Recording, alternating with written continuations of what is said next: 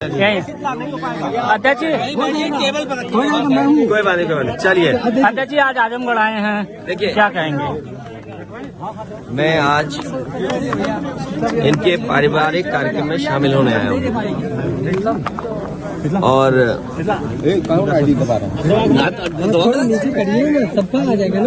शादी का और पारिवारिक कार्यक्रम में मैं शामिल होने आया हूँ और बधाई देने आया हूँ परिवार को। ये इस गांव में कोई पहली बार नहीं आए और आजमगढ़ में पिछली बार भी जब मैं आया था तो एक शादी में आया था, अगर आपको याद हो, जून में। और लगातार समाजवादी पार्टी कार्यक्रम कर रही है और मुझे उम्मीद है कि आने वाले चुनाव में आजमगढ़ से ऐतिहासिक परिणाम आएगा। ऐतिहासिक परिणाम का इंतजार पूरे देश को भी है। उत्तर प्रदेश आने वाले चुनाव में सबसे बड़ी भूमिका निभाने जा रहा है और मुझे उम्मीद है कि जनता निर्णय लेगी और भारतीय जनता पार्टी का सफाया उत्तर प्रदेश से होगा।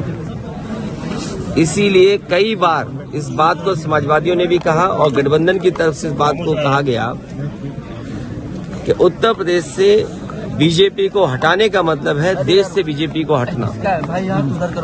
80 हराइए, बीजेपी हटाइए, इस नारे पे समाजवादी लोग लगातार काम कर रहे हैं। 80 को हराने के लिए क्या तैयारी है सर? पीडीए ही एनडीए का मुकाबला करेगा। पीडीए ही मुकाबला करेगा एनडीए का। और जो पिछले वादे किए हैं भारतीय जनता पार्टी ने, किसानों की आय दोगुनी होना, नौजवानों को नौकरी और रोजगार मिल जाना, आज कम से कम इनको बताना चाहिए कि इतने लोगों को नौकरी दी है इन्होंने, इतने लोगों को रोजगार मिल गया है। और आप में से बहुत सारे साथी होंगे, बड़ी बड़ी मैगजीन अगर आप देखें, टीवी अखबार देखें, विज्ञापन तो बड़े बड़े हैं और सदन में सरकार ने ये कहा कि 40 लाख करोड़ के एमओयू हुए हैं। अगर 40 लाख करोड़ के एमओयू होंगे तो कम से कम आजमगढ़ में नहीं तो मऊ में नहीं तो जौनपुर नहीं तो बनारस, और बनारस नहीं तो गाजीपुर, बलिया या कम से कम गोरखपुर में इन्वेस्टमेंट तो आया होगा।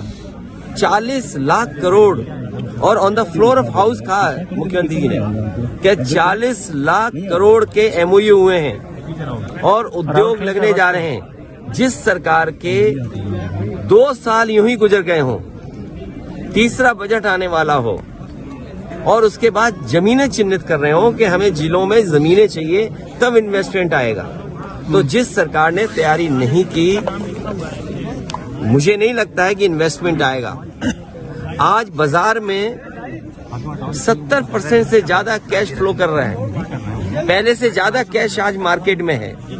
जिन लोगों ने ये कहा कि नोटबंदी होने से भ्रष्टाचार खत्म हो जाएगा, आपने, हमने, सबने तस्वीरें देखी हैं और मैं धन्यवाद देना चाहता हूं तमाम अपने यूट्यूबर्स को और चैनल के लोगों को जिन्होंने झारखंड में जो पैसा पकड़ा गया उसकी तस्वीरें, उसकी वीडियो दिखाई। तो आखिरकार किसका फेलियर है ये? जो सरकार ने नोटबंदी की हो और उसके बाद 300 करोड़ से ज्यादा पैसा निकले क्या? इसी तरह उत्तर प्रदेश में याद कीजिए कि इत्र व्यापारी पे निकला था पैसा और आरोप ये सरकार ने लगाया कि ये समाजवादियों का है। मैं तो बड़ी जिम्मेदारी के साथ आपसे कह रहा हूं कि चुनाव आने वाला है, ये बीजेपी वालों ने जो आरोप लगाए थे, कम से कम उस इत्र व्यापारी से समाजवादियों की मदद तो कराओ। तो आपकी वो पॉलिसी फेल हो गई, किसान का धान नहीं खरीदा गया, घर घर बेरोजगार बैठे, उन्हें कब नौकरी मिलेगी? और फिर जाति जनगणना कब होगी? सामाजिक न्याय बिना जाति जनगणना के संभव नहीं है।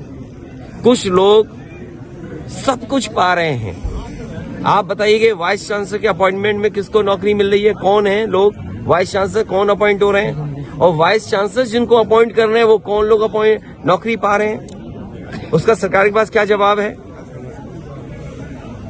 तो जो आंकड़े बता रहे हैं देश के, वो आंकड़े दूसरे तरह के हैं और हमारे मुख्यमंत्री जी कहते हैं कि $1 ट्रिलियन इकोनॉमी बनाएंगे।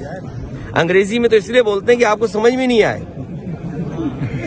जैसे उन्होंने कहा जीरो टॉलरेंस कानून व्यवस्था में इसी गांव के आसपास, इसी विधानसभा के आसपास, दूसरी विधानसभा में बताओ एक